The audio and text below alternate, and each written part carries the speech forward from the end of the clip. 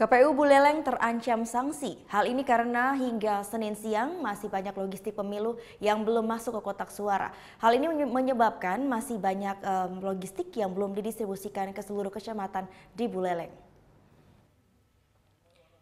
Sejumlah pekerja di gudang KPU Buleleng tampak berusaha keras menyelesaikan logistik pemilu 2019 yang hingga Senin siang belum tuntas dilakukan oleh KPU Buleleng.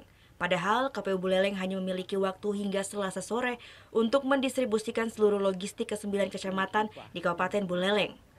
Usaha mempercepat pekerjaan ini menjadi lebih terhambat karena sedikitnya tenaga kerja yang digunakan, sehingga proses pemasukan surat suara ke dalam kotak suara menjadi lebih lamban.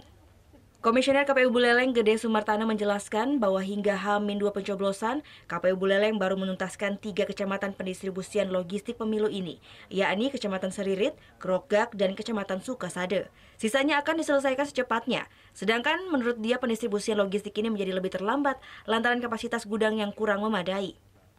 Kendala keterlambatan, ya satu karena gudangnya juga kecil, kapasitas gininya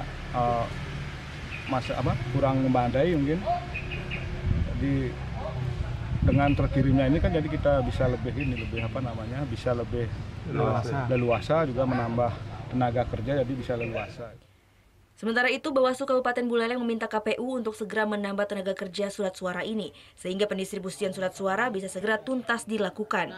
Dan selalu kami dorong agar supaya kegiatan distribusi logistik itu selesai pada H-1. Jadi tidak ada lagi kegiatan distribusi itu setelah H-1. Jadi kami selalu mendorong agar supaya itu bisa diselesaikan tepat pada waktu. Hal ini harus segera diselesaikan karena jika tidak tuntas, KPU Buleleng pun terancam sanksi karena dianggap wan prestasi. Putu Wijana melaporkan untuk NET.